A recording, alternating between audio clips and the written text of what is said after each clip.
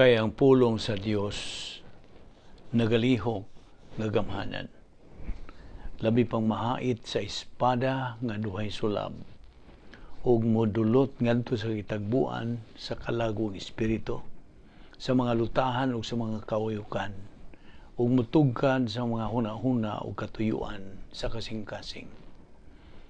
Segundo Timoteo 3:16, ang tibuok nga kasulatan gipaginhawa sa Dios og may kapuslanan alang sa pagpanudlo, alang sa pagpamadlong, alang sa pagpanulid, ug alang sa pagmatuto sa pagkamatarong, aron ang tao sa Dios mamahingpit, masinangkapan alang sa tanang maayong buluhaton. Romans chapter 1 verse 16 and 17. Verse 16, for I am not ashamed of the gospel of Christ, for it is the power of God unto salvation to everyone that believeth, to the Jew first and also to the Greek. Verse 17, for therein is the righteousness of God revealed from faith to faith, as it is written, the just shall live by faith. Proverbs 3, verse 1, my son, do not forget my teaching, but let your heart keep my commandments. Verse 2, for length of days and years of life and peace they will add to you. Luke chapter 11, verse 28, how happy are those who hear the word of God and obey it. Aging pangandam sa atong kaugalingon, niining atong padayon sa pagtuon sa pulong sa Dios ubos sa Vic Balbido Evangelistic Ministry. The next few moments will be devoted to silent prayer, the objective of which is to make sure atong siguruhon nga kita mapunan sa Espiritu Santo sa atong pag-approach the Word of God.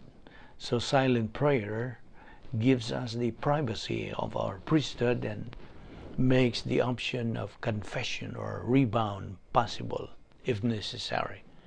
Panalang kanimo nga dili pa magtotoo ang isyu nga imong giatubang, dili ang pagkumpisal sa imong mga sala, kundi pagtuo kang Ginoong Hesukristo ingon nga imong personal nga manluluwas. Busa sa imong pagbuhat niini, ikaw makasalmot na usab sa atong pagabuhaton ning pipila ka mga takna sa atong pagtuon niini. Therefore, let us pray.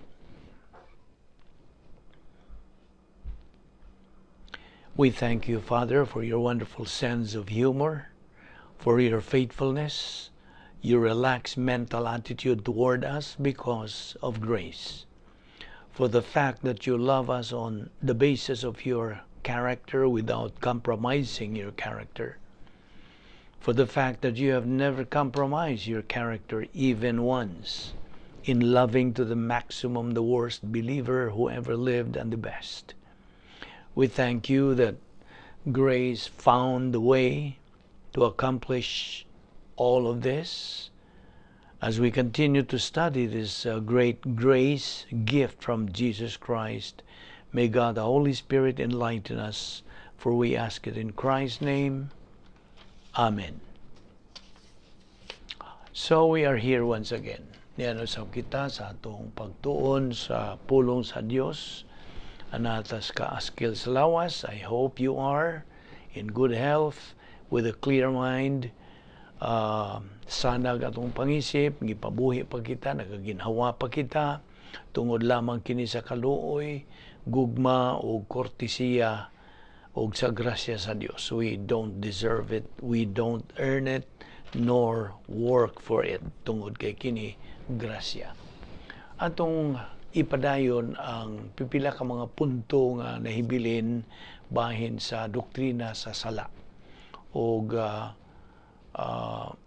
dinhi tingali nato una ihunong kining maong pagtuon bahin ini kay mo padayon na sa kitag pagtuki og lain nga pagtulunan. So, as a review, aging paglabas sa atong panumduman, yan atong gisgutan sa miagi, nga karon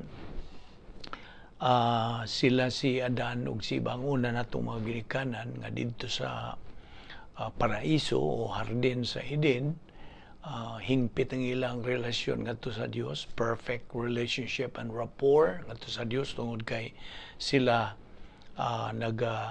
sunod man lamang sa kabubuton sa Dios o padayon sila sa ilang pakiguban, pagpakigsandurot o pagpakigambitay sa Dios. Hangtod yan ang adlaw nga sila nalaglag, gumikan silang pagsupil sa mando sa Dios. So, umanyad to, nanago ni sila. Nanago sila kay nganuman diha na sila'y nabuhat nga sukwahi sa kabubuton sa Dios. O gumikan niya to, unsa na hitabo? Diha na ali. Diha na ingnon ta nagauwang kanila, nagababag kanila.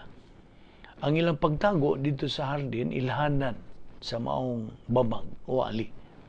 The love that God had for them now became impersonal love. Nawa na karon ang personal nga gugma sa Dios ngadto ni Adan ug ni Eva. Upon we know already that later on sa pagpadala na sa Dios sa kaluwasan pinagi kang Ginoong Jesucristo sa pagpakamatay niya sa atong mga dito sa cross o pagtuo nila sa gibuhat ni Kristo, sila si Adan ug si Eva napasiguli sila ngadto sa Dios o dungan niya na gisuluban sila hingpit nga pagkamatarong, perfect righteousness, busa nahibalik diha ang personal love of God ngadto kanila. So, we can have once again God's personal love. Sa dihang naluwas kita, sanglit suluban lagi kita sa hingpit nga pagkamatarong sa Dios. Perfect righteousness of God. Kaya binimo, di man ang Dios mo personal love niya tungway perfect righteousness niya. So di man siya maka-personal love nimo tungod lang nimo kinahanglang magsulob ka sa pagkamatarong ni Ginoong Jesucristo aron maangkon balik nimo ang personal nga gugma sa Dios. Tanawa ra gud ng pamaagi ha. The sovereignty of God and the free will of man are coexistent on the earth. They come together now at the cross. Kasi nato ipasabot nini, na ang cross. Ang gipahimutang sa Dios nga paagi aron ang tao mapasiguli ngadto kaniya. Ana diha. Ang paagi aron ang tao mapasiguli ngadto sa Dios, ana asad sa imong kabubuton. So therefore ang imong kabubuton ug ang gipahimutang sa Dios sa kinatibukan anha magtagbo. They meet together. Can you see that? Na as cross magtagbo. Maunay paagi sa Dios aron mahibalik ang tao ngadto kaniya naa sa cross. Ang paagi sa tao aron siya mahibalik ngadto sa Dios naa sa cross. Mao kanatong isubli sa pag-ingon kanimo unsa may gihimo sa Dios. Naibaw na ta. Naibaw na tanyana. Ang gihimo ni Ginoong Jesucristo pag tangtang sa maong babag o ali, propitiation, expiation, redemption. Tanan na ato naman itong hisgutan, di ba? Ang tao, unsa may iyang himuon sa cross. Unsa himuon sa tao? Desisyon. Paghimo lang desisyon. You see? Nagtagbo sa cross. The ideal situation is when the free will meets the sovereignty of God at the cross. The sovereignty of God gave man free will to resolve the angelic conflict. May magasulbad nining away nga espirituhanon. Free will gave man the right to choose for himself, even in opposition to the will of God. Gawas nun man ang kabubuton. mahimo magmupili ka nga uyon o mahimo ka mupili nga supak na kinigod pong tanan tang kahimtang karon nga espiritual didto man gyud ni magsugod sa pagpiling supak, di ba? Ug hangtod karon naanad tang mga taong mupilig supak sa Dios. Mangita gyud ang daghang paagi, daghan gyud tang mga excuse. Mao bitaw ng usahay aron lang sa pagpapa sa unahuna, aron lang sa pag-deny sa reality. Na mga taong mutawag silang kaugaling og mga atheist mi. Di mi mutuog Dios. Meaning ana naagyo Dios, pero di lang mutuo sila. Unsaon man ni kanon? Mao bitaw usahay mura ko og kahilakon nga daang kataunon ba? Nagasaway ba mo ana? Nagasuway ba mo ingon ana nga mura kag kahilakon niya daang kataunon? Kana bang mubati mong sakit nga murag lami hilak pero murag lami po di katawa? Ingon ana akong bation o makita akong naaning giingong atheist nga pertig yung isuga nga magbuot gyud ni sila. Ug moingog di mahimo na. Kinahanglang why mga magtutuo dining dapita kay kana di tinuod why Dios. Ingnon unta ni sila kamong mga atheist mo respetar mi sa inyong pagtuo nga di mo tuog Dios. Kamong mga atheist respetahe pod ang among pagtuo nga gatuog Dios. Ayaw ninyong ibuot o ayaw migbuti nga way Dios. Kaya kanang inyong pagsulti nga way Dios, usa ka na kapagpakita nga naa, walang mumutuo. Kaya kung tinuod pag wagyo'y Diyos, di na mo mahimong atheist. Di naman ang lison nga may Diyos. Apan kay naamagyo'y Diyos, unya ang inyong kabubuton supak sa Diyos, mao nang inyo lang ning gitabunan ang kamatuoran pinagay sa inyong pag-ingog way Dios. Bisag sa suod diha ninyo kay bawo mo naabaya. Dili na ko bisag mo ingon mo magbuot di ay kanamo, dili. Ang Biblia mismo nagasulti built in diha nimo nga kay bawo gyud kag na ay Dios. Kanang mga scientist, kanang mga kuan nga moingon na sila di mi mutuo na sa sod built in na dili ako'y gasulti ana, ang Dios mismo mo'y gasulti ana, built in na to.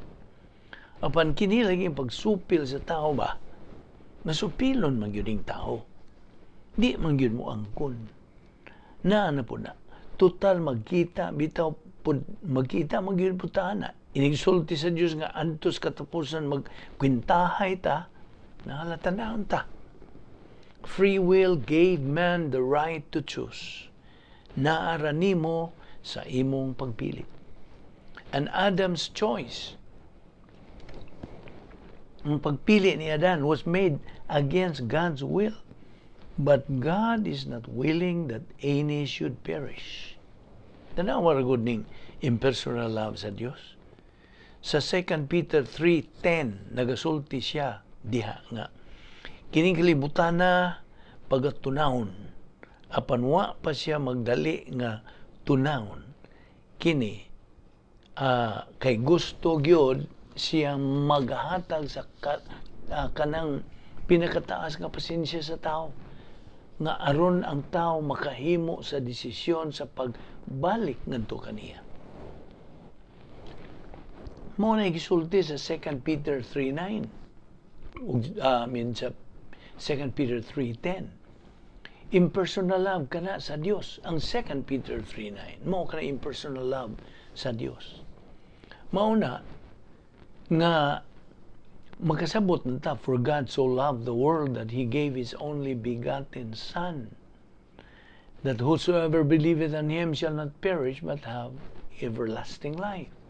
Karon, ug moingon kag for God so loved the world, unya imong tangtangon ang pagbati anang pulo nga love, karon makaklaro kag bantog rang gilab sa Dios ang world. Impersonal love ang iyang gigamit diha para sa kalibutan.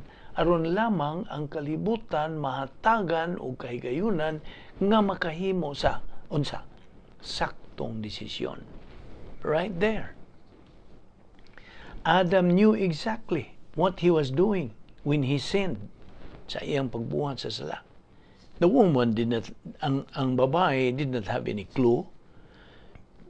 Okay, atong labaso na nga itong gisgutan din hibahin sa tulo kadapit nga diin mag-lub-lub ang sa kanatong mga tao. Una, ang gipasangil nga rin nato nga sala, imputed sin. Mao na una.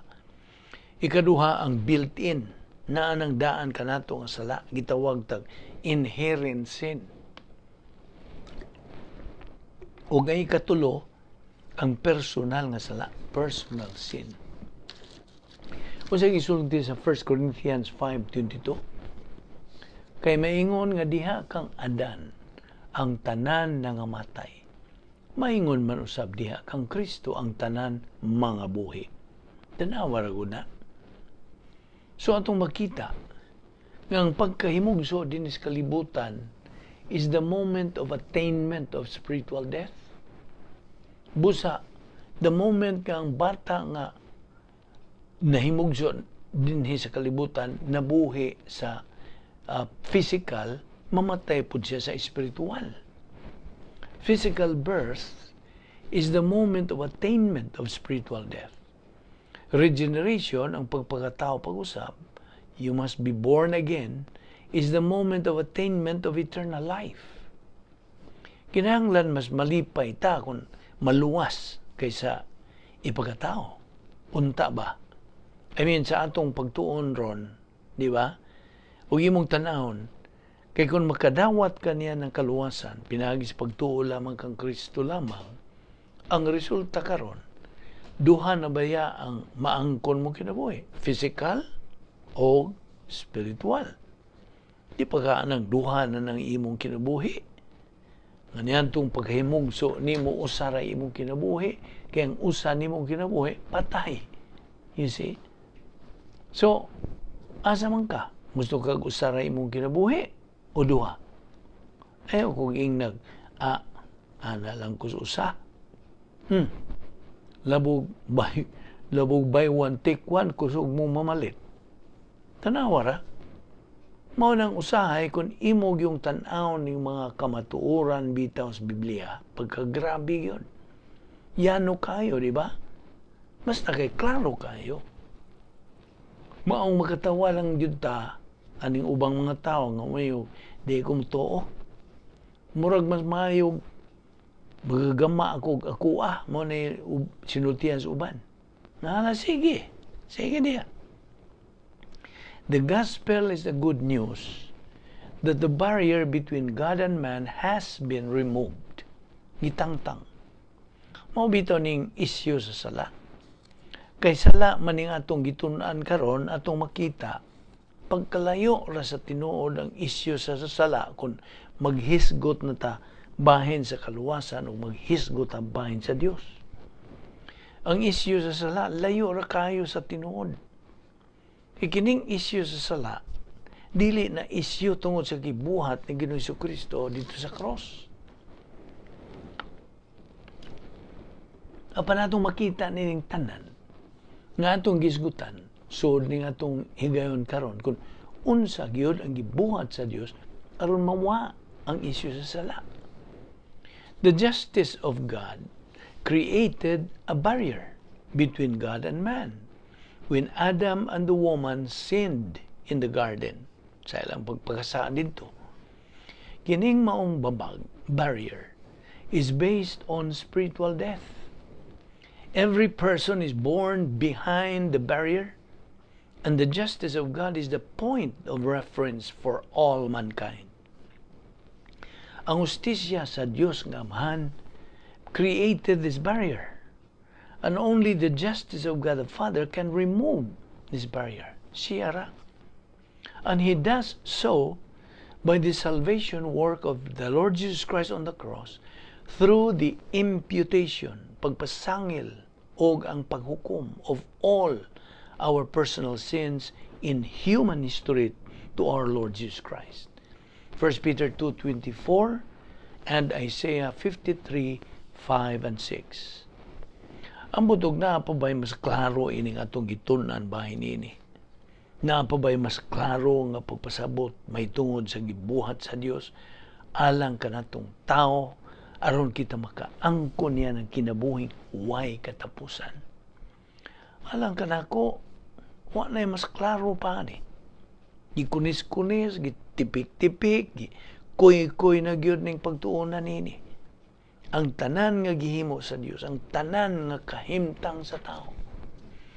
Mao nang makaingon gyud ko, wa na gyud tay ikapangulipas, wa na gyud tay excuse ani nga di nato maklaro ang kahimtang ug mapasabot sa uban nga buot makasabot bahin niining maong kahimtang.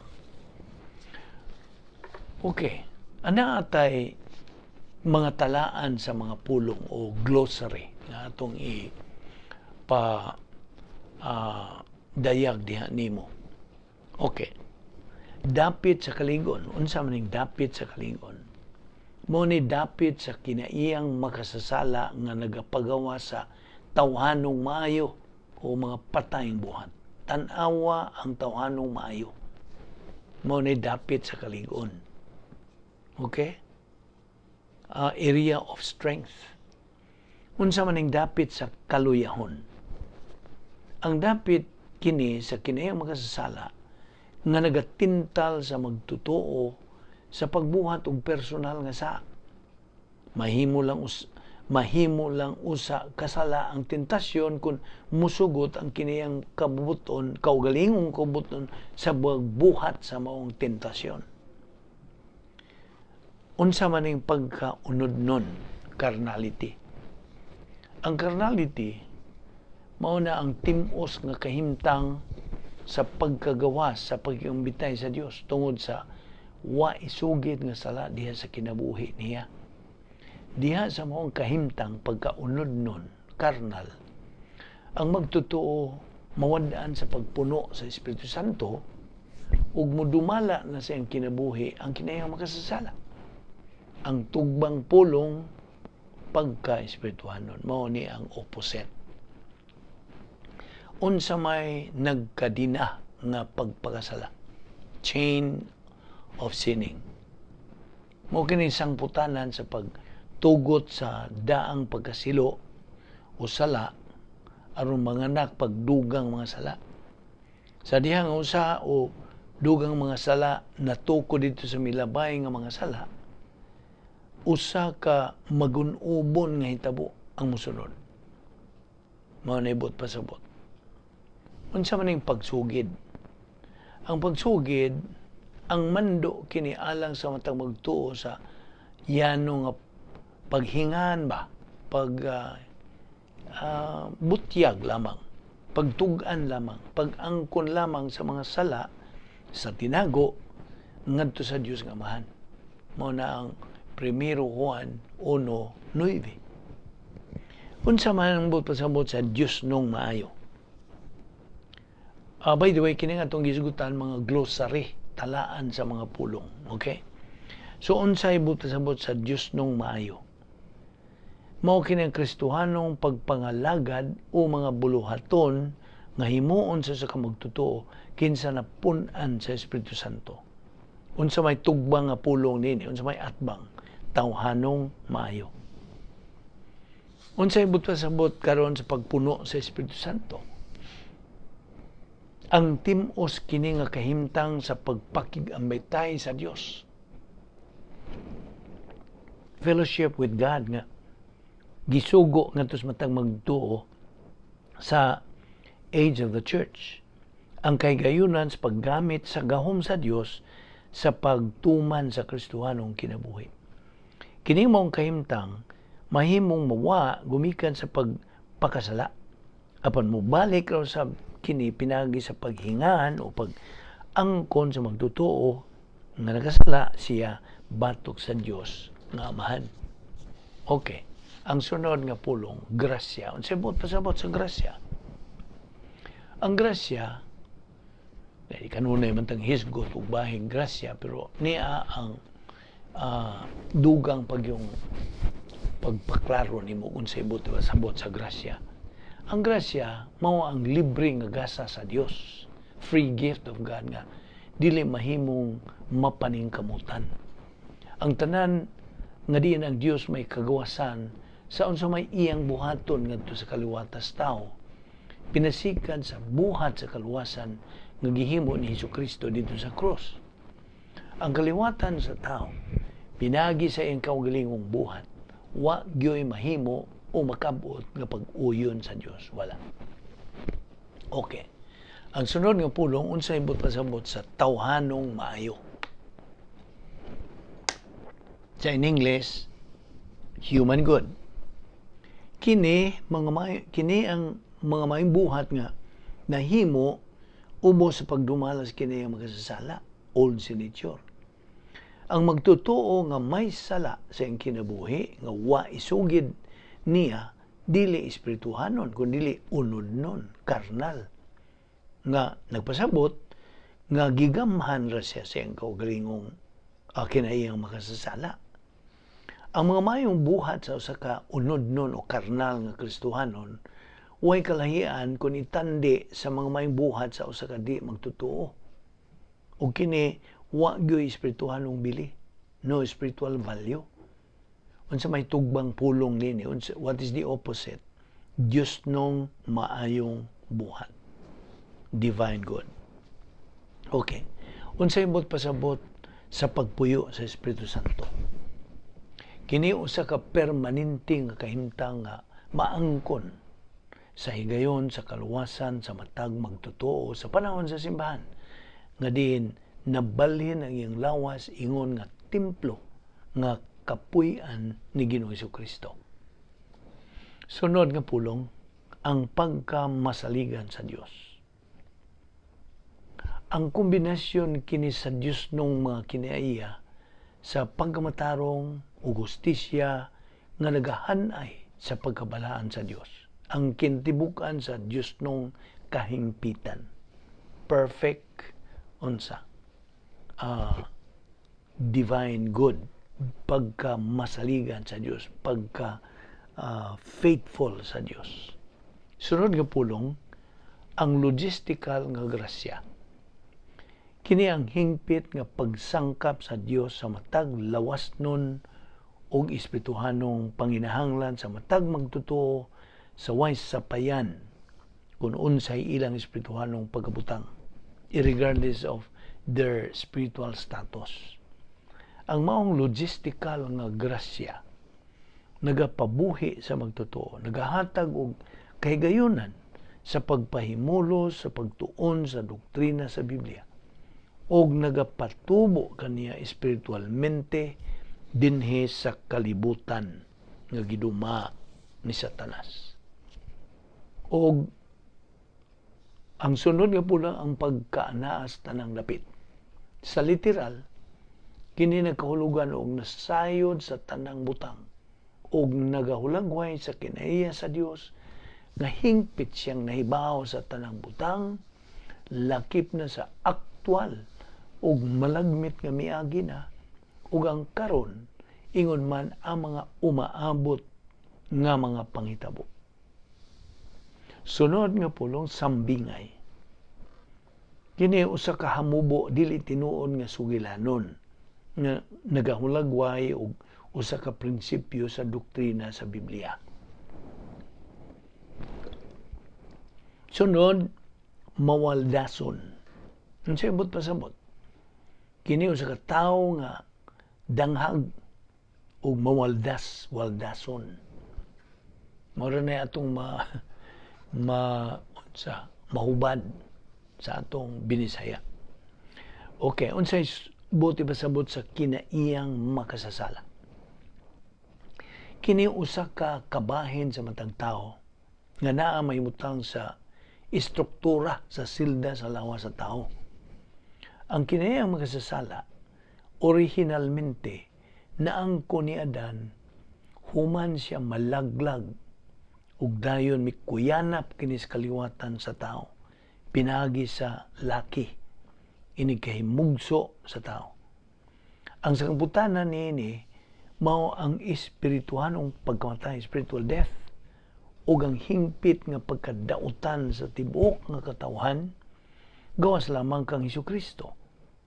Ang kinaiyang makasasala nagalangkob sa usa ka dapit sa kaligon, usa ka dapit sa kaluya, mga hiling paingon ba sa pagkalegalismo o pagkamapatuyangon o mga sumbanan sa panghibog, lust.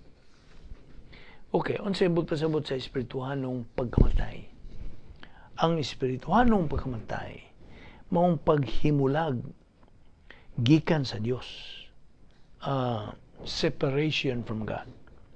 Si Adan gibuhat nga buhi physicalmente, apan spiritualmente patay. Sa pagkasala ni Adan, namatay siya espiritualmente. Ang pag-isip sa silot sa original nga sala ni Adan ngadto sa gihulma nga kini ang makasasala ini kahimugso sa tao, miresulta ngadto sa matag tao nga siya na taong buhi pisikal apan patay spiritual. Ang sunod nga term o panultihon mao ang pagka-espirituhanon. Unsay bot pasabot? Kini ang bug-os nga kahimtang sa pagpakigabitay sa Dios pinagi sa paggamit sa pagsugid o pagpauntol balik sa sud ug ang pagresulta sa pagkapuno sa Espiritu Santo. Unsay opposite nga pulong nini? Tugbang pulong, pagkaunod-non, carnality. Ang sunod, ang ginadili. Ang ginadili, usa ka butang gidili sa way katarungan sa usa ka pundok nga relihiyoso o kapunungang sosyal. Ang mga ginadili, nga ginanlan sa English og tabu, mga tabus, dili mo basihanan sa pagtasal og sala, evaluation of sin. Og sa katapusan nga term din himong balaang Trinidad. Unsa mang balaang Trinidad? Usa ka teknikal nga pulong kini nga teolohika nga nagapaila sa Dios ingon nga usa sa kinaiya apan tuto nga managsamag kagahom, managsama nga walay kinutuban, managsamang way katapusan. Dios nga Amahan, Dios nga Anak, ug Dios Espiritu Santo. With your heads bowed and eyes closed, let us dedicate the closing moments of our Bible study to those of you who are without Christ, without hope, and without eternal life. This is a moment in your life. No matter what you think, no matter what you believe, it is a moment of consideration. It's a moment to put everything out of your mind. Think about the Lord Jesus Christ. Think about His person. What does all this mean? What is Christianity? Christianity is Christ. It is a relationship with God through Christ. There's only one way to have that relationship. Just one way. The scripture says, believe on the Lord Jesus Christ and thou shalt be saved. Works, mga binuhatan, all the works that you can do have nothing to do with your relationship with God. Ngano? Because you are a sinner. Saka ka magkasasala. Because you are not perfect as God is perfect. Because His perfect righteousness has to reject unrighteousness. And you are unrighteous. No matter how many good deeds you do, that's where Christ comes in. That's how important He is. Because He is the only one who can present you faultless before God. And how does He do that? While He went to the cross, He went to the cross for only one reason, to die. Aron mamatay. Mamatay alang kanimo. Mamatay alang sa matag sakop sa kaliwatan sa tao. He did not care whether people rejected him or not. Wa niya baliha kadto. He died for them. Ug kana grasya, bugos kanang grasya, His absolute grace. And what does that mean? For Him to die for all of us. That means that while He was hanging on the cross, God the Father imputed, gibubo, gidakdak ang tanan natong mga sa, all the sins of mankind to Him, to Christ. He took all of your sins upon Himself, and when He did that, He paid the penalty for all of our sins. He paid the penalty demanded by God for sin. Kaya ang sala, espirituanong kamatayon. Jesus Christ died a substitutionary spiritual death so that we don't have to. Hence, when the scripture says God so loved the world that He gave His only begotten Son, that whosoever believes in Him shall not perish but have eternal life. Busa, tumuo ka kang Ginoong Hesus o ikaw maluwas. Heavenly Father, we thank You for that so great salvation through Your only begotten Son, the Lord Jesus Christ. May God the Holy Spirit challenge us to execute the unique spiritual life just so we can attain the capacity stage in the glorification of You. Ubani kami, O Diyos, sa among pagbuwag-buwag, ganda kami pagbalik, nining atong among pagtuon sa imong pulong, ubos ni ining ministry. Salamat, O Diyos, kining tanan among giampo tungod lamang sa mahal nga ngalan ni Ginoong Hesukristo. Amen.